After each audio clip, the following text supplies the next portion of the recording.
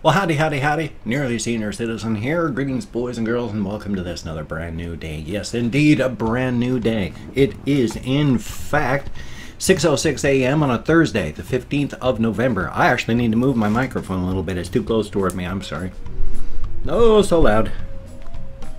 There we go. Bingo. I also have in my my lap, a little Dr. Snurf, a little cookie. He is a very, very cute hamster. His coloration, he's very close to the golden hamster. A golden hamster, aside from, you know, you'd think, hey, they're golden, right? Well, no, a golden hamster looks like a chipmunk.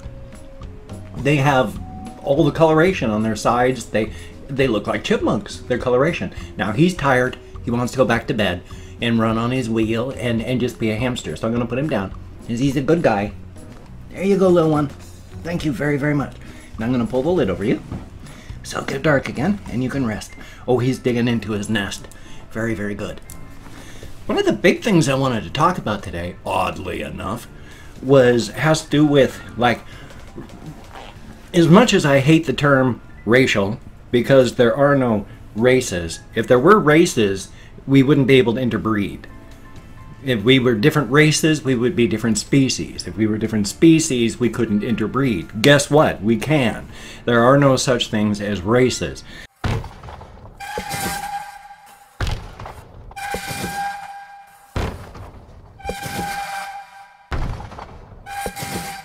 There are different genetic families because through time, families, large groups of people have moved and adapted areas. You become part of a large genetic family. All that just means is you can trace your genetics through the flow of people around the world. That's all there is. But the main thing with all this stuff going on is I remember periodically stuff that happened to me while I was in the Air Force. I remember in basic training a tiny little bit, little pieces. Like for this one, when I think back on this, I remember being 19 years old in this room, surrounded by other people, approximately my age, with the drill instructor going and talking in the room. This was one of those talky type learning things and not a running around and marching type learning things. We had a lot of those, and I had huge problems staying awake during them. But during this one, the TI, the training instructor, we call them, I can't remember if they're, TIs, training instructor. We didn't call them DIs like in other services. You know, drill instructor. They were training instructor, not drill instructor and all that. But this one time, they were saying, the person asked us, how many people here are prejudiced? One person shot their hand right up. Everybody else was like, well, I got to think about this. But he would just went, yep. And the TI at the front of the room just went, correct. You are. Every single one of you are. Every single one of you is prejudiced. You can't help it. But there's nothing wrong with being prejudiced. That's just a thought. When thought becomes action and becomes discrimination, that's when you got a problem. And they made it a huge thing. Just pounded it into our heads that you can think what you want to think. There is no problems. You're in one particular way, at least. In this case, you're not a robot. You know, they stressed all the way through basic training, you know, that they don't want robots, they want independent thinkers.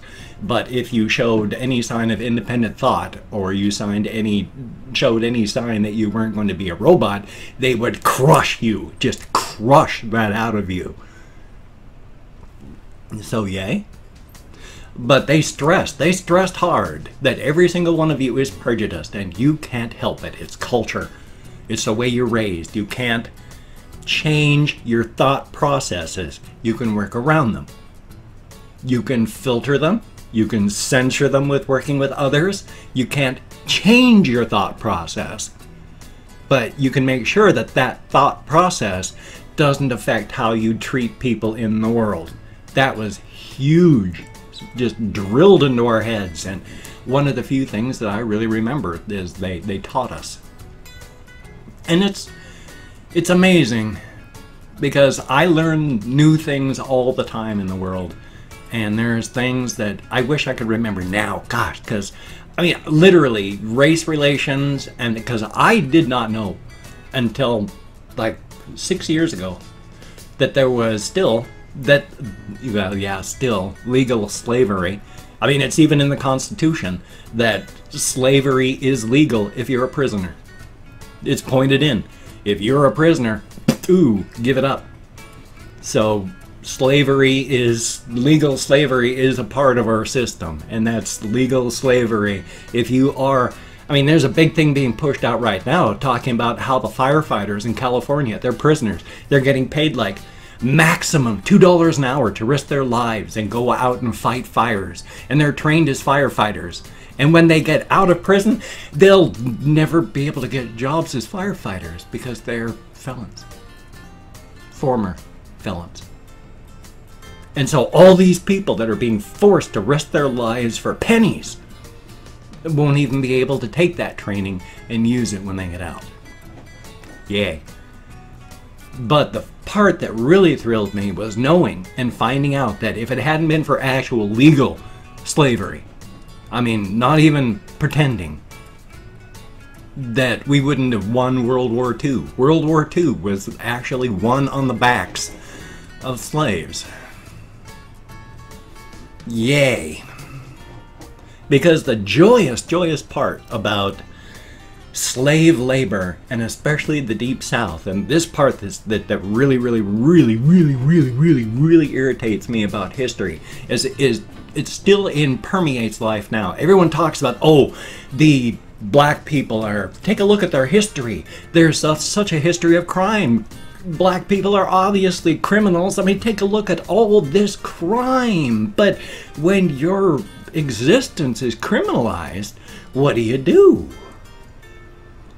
I mean, way back, 1800s and some, poor people could not afford to walk. I mean, could not afford to walk, that's all you could do. You couldn't take the train, you couldn't buy a car, you had to walk.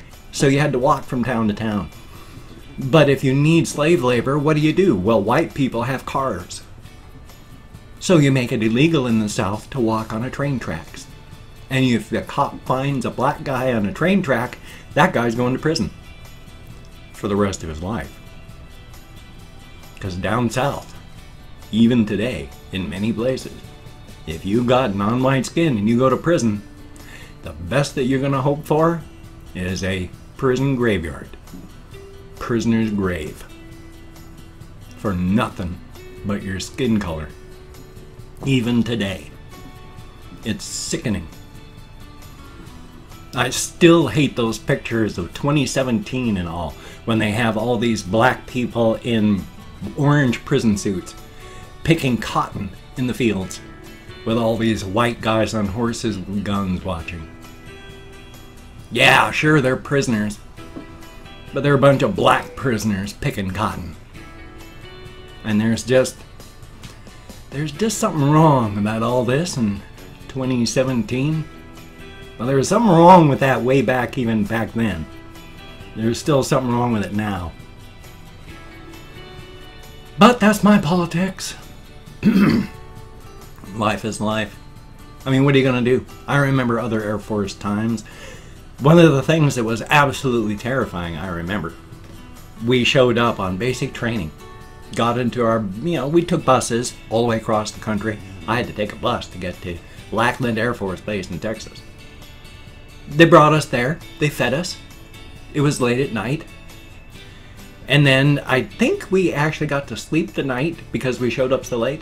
And then it was the next morning when the terror began. Ooh, excuse me. When they started screaming at us. And my legs were shaking so hard, I thought I was going to fall down. I was so frightened. Yay. Because, they tell you when you're first, everyone's gathered together up in those dorm rooms. They're screaming at you to strip, get your clothes off, and get into that shower. And they are screaming at you. Oh boy. Yeah, the joyous part of going into the military is they break you down. They break you down. That is why a lot of people actually can't take that. Even under the relatively light services when I went in, people still lost it. and ended up, having to go to psychiatric hospitals just from the stress of the very simple basic training that I went through. It's rough. Military training really, really blows. I mean, they break you down. They have to. They've got to break you down so that you are nothing, and then they build you back up as a team. It's harsh. It sucks. It's really awful. We treat our soldiers like dirt. We treat them like, well, all branches of the service. We treat all of the enlisted people like dirt from the minute you get in until the minute you get out. Take a look at the homeless vets on the street. Take a look at the people that are coming back from Afghanistan and Iraq. And the VA hasn't been paying people for months because there's nobody in charge. There's nobody in charge, literally. Trump administration didn't put anyone in charge. And so right now, where for months veterans are being evicted because the VA is not paying people what they're supposed to be paying them. Because there's a computer error. And because there's no one in charge, they're just waiting.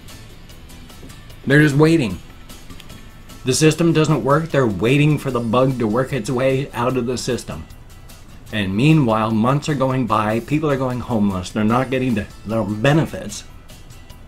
This is how we treat our veterans in the United States.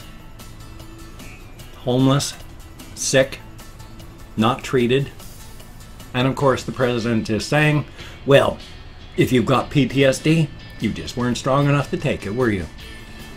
Well, thank you very, very much, Captain Bone Spurs, Mr. 5 Deferments. Hasn't been, I don't think anybody in any branch of the Trump family has ever done anything that's even close to public service. I still hate the fact that Jimmy Carter, when he was elected president, the GOP forced him to sell his peanut farm so that he would not be in violation of the emoluments clause of the Constitution. And yet, Trump has almost bankrupted the Secret Service because he forces them to rent all of his golf carts whenever they're at one of his golf courses. He's making bank. He's got hotels opening everywhere. He's got the Chinese flooding him with money so that they can use trademarks in his name and open up stuff everywhere. He's making bank off this. But then, of course, we already know the GOP is so awash in Russian money that, if we found out that McConnell's name was Vladimir, I wouldn't be surprised. In fact, if Vladimir McConnell sounds about right. Anyway, though, I have nothing against the Russian people. I have nothing against the Russian people. I have huge problems with, of course, Russian governance and Putin and any other sort of authoritarian, dictatorial monster and madman. All the people that Trump loves. I don't like them because we're all that we have on this planet. We're all that we have in this world. And using people as like things to just murder. Like good old Bolsonaro down in Brazil, who thinks that the murderous people that were in the military dictatorship, the only thing they did wrong is they should have started by killing 30,000 more people than they did. And then Duterte, however the hell you pronounce his name in the Philippines, I don't know how many people he's gotten murdered because he's just said, drug addicts and drug dealers, don't you worry people, we're just going to have our cops kill them and dump their bodies in the bay.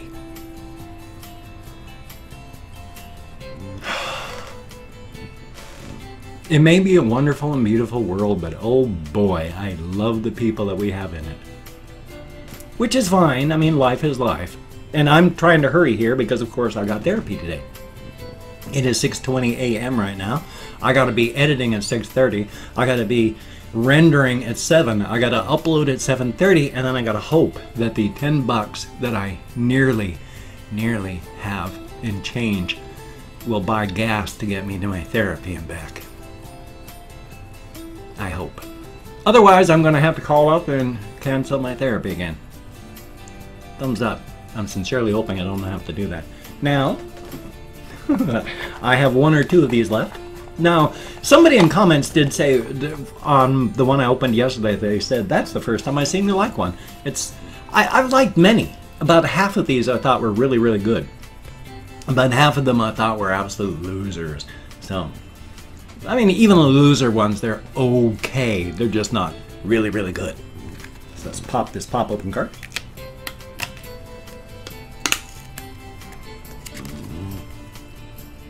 We'll see here. I mean, this is like how can you be happy? Never postpone joy. I mean, on the one hand, yeah, but on the other hand, if you're depressed, don't postpone joy. Oh, really? Or you're in the hospital. Don't postpone joy. Oh, really? You're homeless. Don't postpone joy. Oh, really? So there's a lot of the issues that I have with this one, but on the whole, never postpone joy. I mean, that's good advice. It's good advice, but it's not exactly a be happy, here's joy in your world. That's not joy in your world. That's saying, like, you know, take time to smell the roses. That's not that's like, yeah. Anyway, though, I've opened up 24 hours worth of comments, my community tab. I'm going to go through and thank 20 to 25 people. Thank you all so much for having left me comments. I'm not reading the comments. I'm only thanking people for having left me comments. I'm going to read the comments later. I'm going to thumbs up each one I do, answer as many as I can, but until that time, sorry about that. If I mispronounce the username, no disrespect is intended. I'm an American English speaker, and I count in American Sign Language. Yep, sign language on the fingers of this hand. But with my fibromyalgia, I still get lost, so it's a range. And of course, I'm not reading the comments right now. I'm just thanking you for having left a comment. Good comment, bad comment, and different comment. So thumbs up on that. Let me call up my Chrome. Haley H, thank you very, very much. And oh boy, I can barely see today. My eyes are not focusing. Chico Romalo, thank you very, very much. And Ikara Shinji, thank you, greatly appreciated. Clara Bird, thumbs up. Zetetic Vlem, thank you very, very much. Doug BKK, greatly appreciated. And Kathy Kisscat, thumbs up and thank you. Elegant, ooh, I like that, thumbs up. Thomas S, greatly appreciated. Traitor, with kind of a, looks like a little kind of duck face next to it, thumbs up and thank you. Pandora NYC, Rakanishu, and Bilu Ryu, or Ryu, or however that's pronounced, I don't know, but thank you very, very much. Venetia Holiday, thank you very, very much. Remo, oh, that's a good name, Remo Williams. James Lindsay from the Destroyer series. It is racist and misogynistic as most of those books are. Wonderful series. Brian Glenn, greatly appreciated, and thumbs up. And Aji Sampana, thank you very, very much. We have Mika Mach 5, definitely thank you. And Ashley Carter, greatly appreciated. Crisco, thumbs up. We have Mama Chell, greatly appreciated. And Dwight K. Schrute, thumbs up and thank you. Keenan Vandervalt, greatly appreciated. Tercio Philo, thumbs up and thank you. And last but not least, Rocket 88, greatly appreciated. Each and every one of you, with my depression and more, getting out of this head, into the world, dealing with actual people, a very good thing. Thumbs up and thank you, each and every one of you. A good thing. If you can check out my various links down below, I have Twitter, Facebook, GoFundMe, Patreon.com. If you really could donate to my GoFundMe campaign or become a Patreon.com patron, I really don't want to be homeless. I really don't want to. Or if I can pay my rent, I need some form of pain control or I'm not going to be able to make videos. If you can help, that would be awesome. But if you cannot donate or you simply do not donate, I do take all good wishes, deposit them in the bank of my heart where I draw interest, so thank you very much. And if you could toss me a like, I do appreciate all the positive validation I get for my existence.